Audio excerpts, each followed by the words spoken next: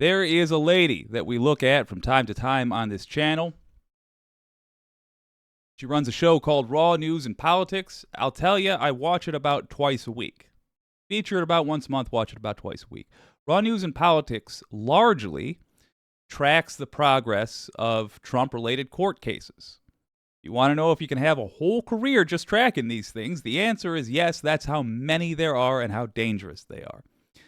Related. We just got one of the better-known J6 rioters sentenced. No, it's not QAnon shaman level rioters. And no, it's not as good as the news we got regarding Georgia. Bonnie Willis making moves that suggest the first or second week of August is going to be when we actually finally have this some of the organizers of this coup charged. But we got to get everybody involved to the best of our ability. And one of them, like Ashley Babbitt, was wielding a knife while at this thing. Well, that person's just been sentenced. Let's have a look. Was arrested. Patrick Montgomery was in court. Jonathan Manapa will stay in federal custody. Ooh. No, I don't take responsibility at all. Everyone, welcome to the show. So 42-year-old New Jersey resident Mick Chan was seen on video on the Capitol grounds. He was wearing goggles around his neck, and he was using a hunting knife to cut away the tarp that was surrounding the inauguration scaffolding. Let's go back just a smidge. Look at that. Ooh, mercy me. Look at that welt. So he's seen some combat already on that day.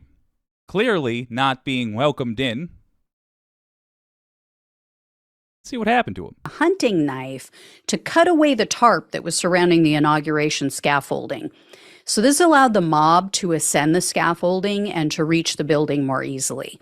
He was also photographed helping other members of the mob to lift bike racks off the ground to be used against the police as weapons.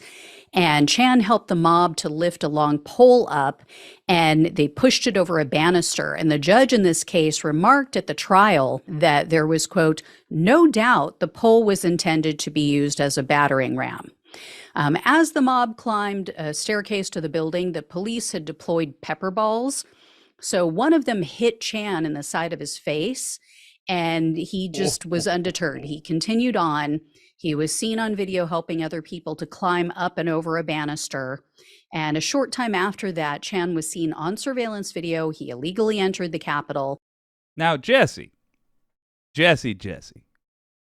aren't you a believer in the Ray Epps conspiracy theory?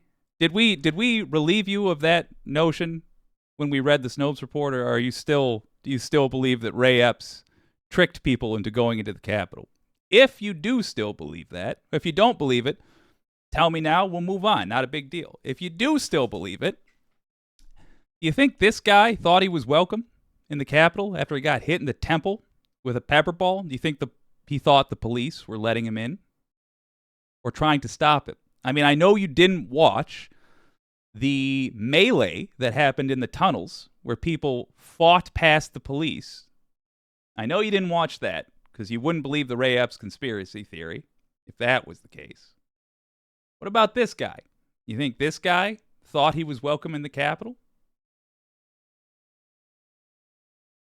Let me know in the comments. I'll look in a moment. As he entered the building, he flipped off the surveillance cameras. So they've got that on video. He spent approximately 30 minutes inside. He wandered around the building a bit, and then he was forced out by the police. Well, Chan admits that he stayed on the Capitol grounds for another 3 to 4 hours after he was ejected. Stayed on the Capitol grounds after he was ejected. I've done her a disservice. There we go.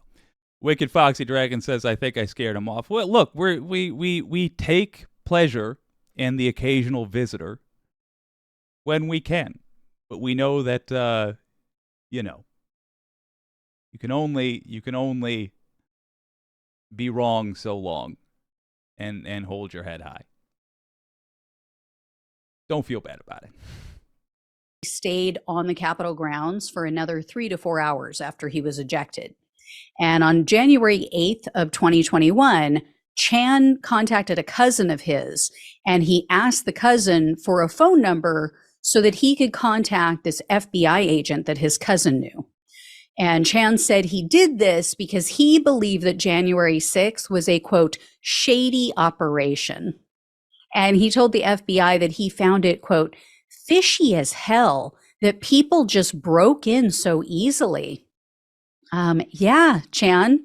Guess what? Guess who was commander-in-chief that day? Guess who the head honcho was?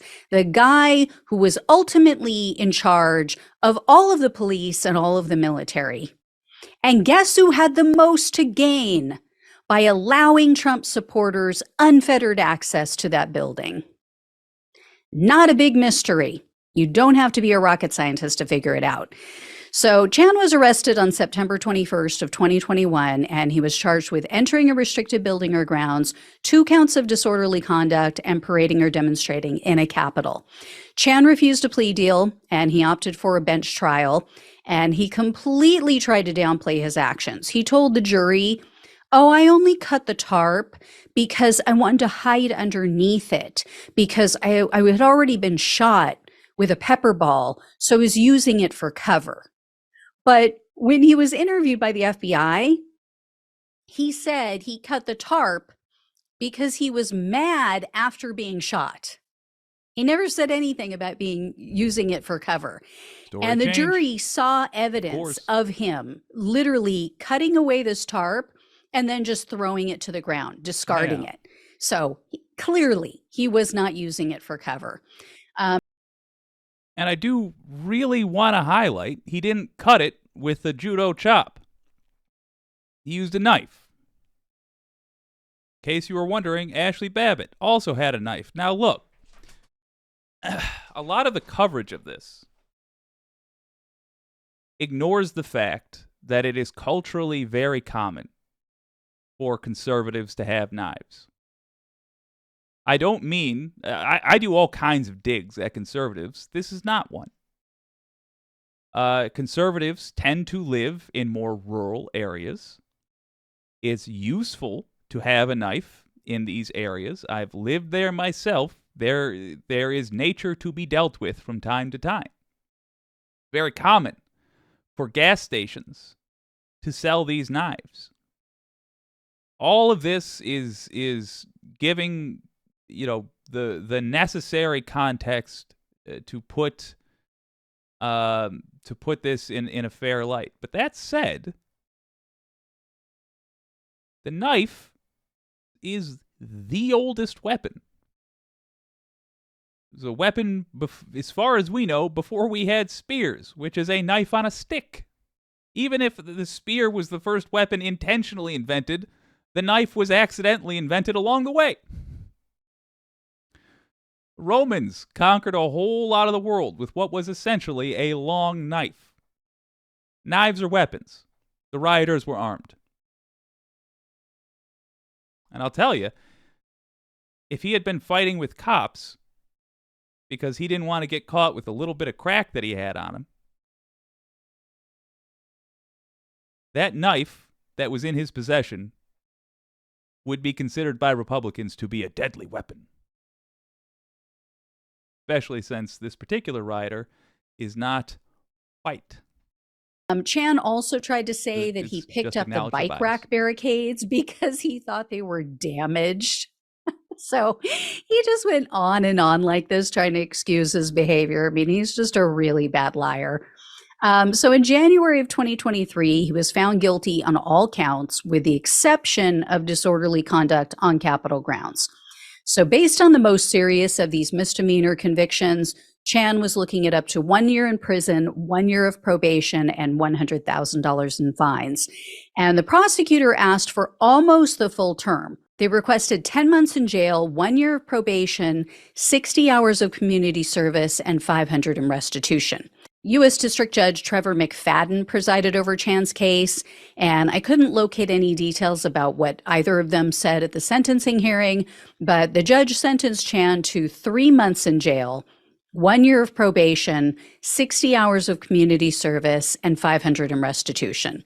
So nowhere near enough for someone who repeatedly lied at trial and tried to downplay his actions on the witness stand. But, this is Judge McFadden. So this is the best we could have hoped for. And for those who don't know, McFadden is a Trump appointee. He literally served on Trump's presidential transition team in 2016. So not exactly a neutral party. Anyway, guys, if I hear any more about Chan, I will let you know. Thank you so much for watching and listening. Please like, share, and subscribe.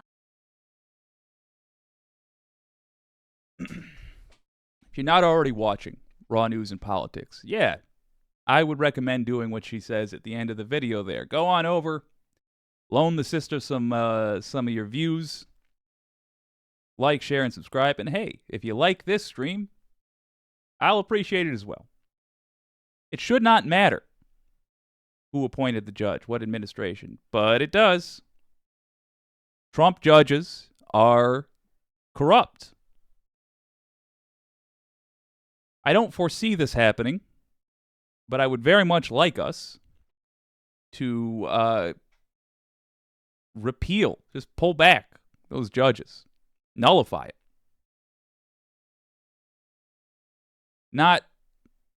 Not based on principle, but based on practicality. They don't ensure that the law is carried out fairly. They've demonstrated, Trump's appointees, that they will they have to be forced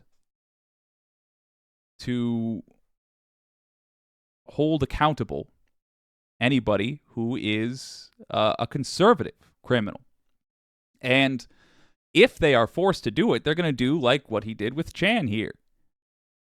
Give him the lightest possible sentence. This guy lied in court, or he lied to investigators.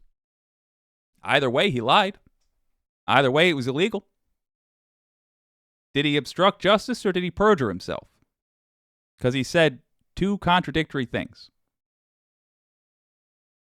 Did he obstruct justice or perjure himself? And why didn't the judge take that into account? These are rhetorical questions. We know why. Because the judge didn't want to punish him. The judge didn't disagree with what he did. The judge didn't, no matter how you put it, I can say this accurately without debate. The judge decided that the circumstances, something about these circumstances where a guy tried to overthrow democracy in the United States, got into tussles with police officer, destroyed public property in an attempt to overthrow democracy, and then lied about it. This guy deserved, according to the judge, to be treated as lightly as possible.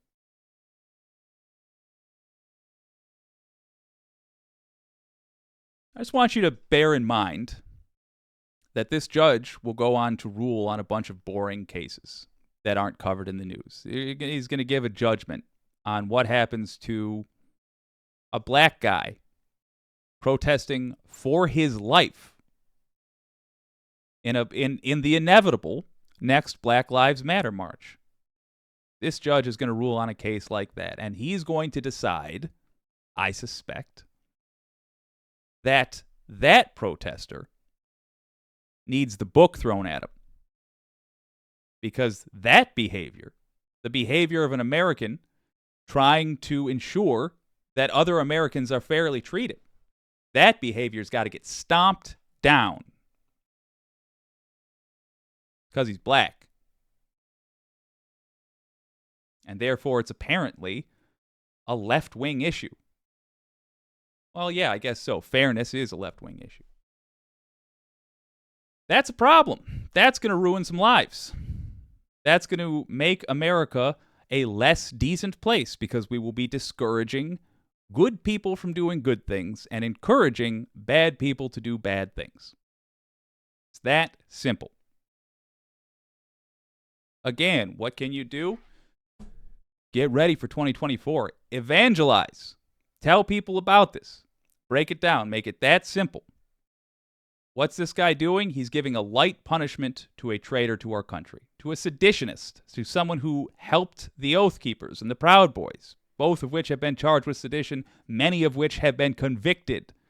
The leader of the Oath Keepers getting, 18 years? He helped them. But according to this judge,